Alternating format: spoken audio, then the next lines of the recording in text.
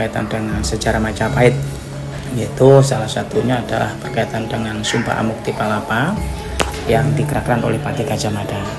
Nah, Gajah Mada ini punya peran sangat penting di Majapahit yang sebelumnya dia sebelum diangkat menjadi Mahapatih di Kerajaan Majapahit, ternyata dia juga punya peran serta dia menjadi seorang panglima, yaitu dia punya pasukan Bayangkara. Sehingga di masa pemerintahan Raja ketiga termasuk Tribhuwana Wijaya Tunggadewi, Gajah Mada diangkat menjadi Mahapatih dan dia salah satunya yang berupaya untuk menyatukan Nusantara ya, lewat politiknya yang dia mengucapkan Sumpah Amukti Palapa, yang mana Sumpah Amukti Palapa ini dikerahkan di depan daripada para pejabat negara di Kerajaan Majapahit itu, yang kurang lebih dikerahkan tahun 1302 1342. Nah, sehingga di dalam mengucapkan Amukti Palapa ini ternyata Gajah Mada bisa menyatukan wilayah Nusantara bahkan sampai ke negara Asia Tenggara, yaitu daerah Pahang dan Tumasik. Dan kalau sekarang Pahang adalah Malaysia dan Tumasik adalah Singapura.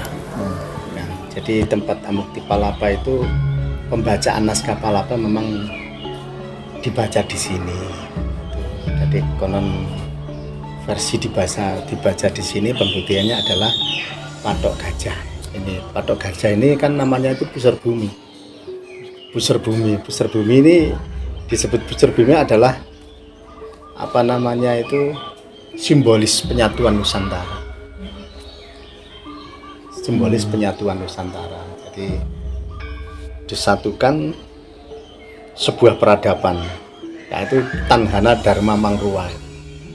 Apa namanya falsafahnya. Kalau sumpahnya kan saya tidak akan makan dan minum sebelum saya menyatukan bagian-bagian dari Sunda, Bali, kemudian Pahang, Singapura termasuk ya. Maka ini ditancapkan di sini.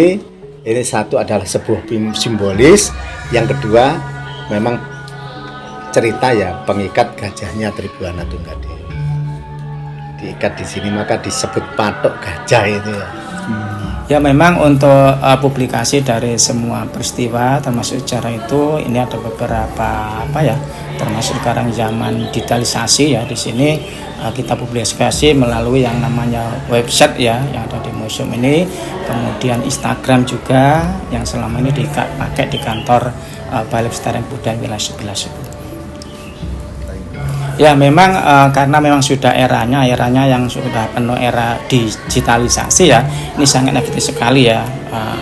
Meskipun masyarakat generasi muda tidak datang ke museum ya mendapatkan informasi, tentunya lewat alat-alat yang canggih sekarang, termasuk tadi yang sampaikan website dan sebagainya, ini sangat mendukung sekali untuk generasi muda di masa mendatang ini. Ya memang untuk kegiatan rutin selama ini ada ya, ini mulai tahun 2023 kemarin ini ada kegiatan rutin di museum atau BIM ini, yaitu yang pertama ekspresi seni budaya, kemudian apresiasi budaya, yang terakhir kegiatan Gaung Sakala Bumi Majapahit itu yang tiap tahun sekali diadakan di Museum Trawulan, dan juga kegiatan berkaitan dengan pengunjung ini setiap hari ada pengunjung terutama di kalangan anak sekolah ya, baik SD, SMP, SMA, perguruan tinggi dan juga umum ya. Ini juga berkat pemerintah pusat yang sudah mencanangkan program P5 yaitu proyek penguatan profil pelajar Pancasila ya, yang sering mengambil yaitu dengan adanya kearifan lokal yang ada di museum ini.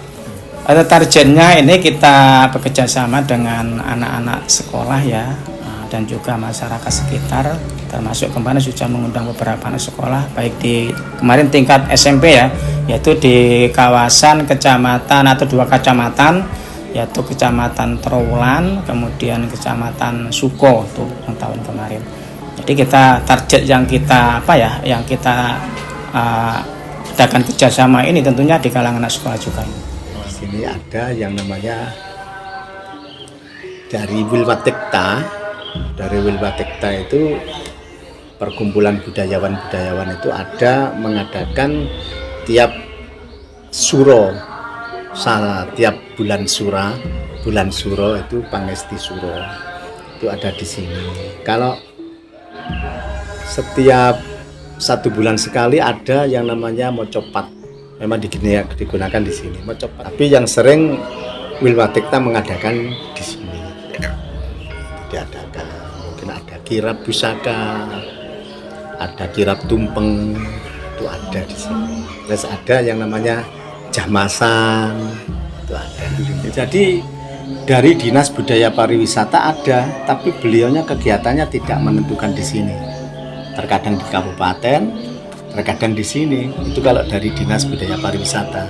Tapi kalau dari Wilwatikta, dari semacam budayawan, nah itu aktivis budaya, ya dia menetapkan pada tempat-tempat yang sakral.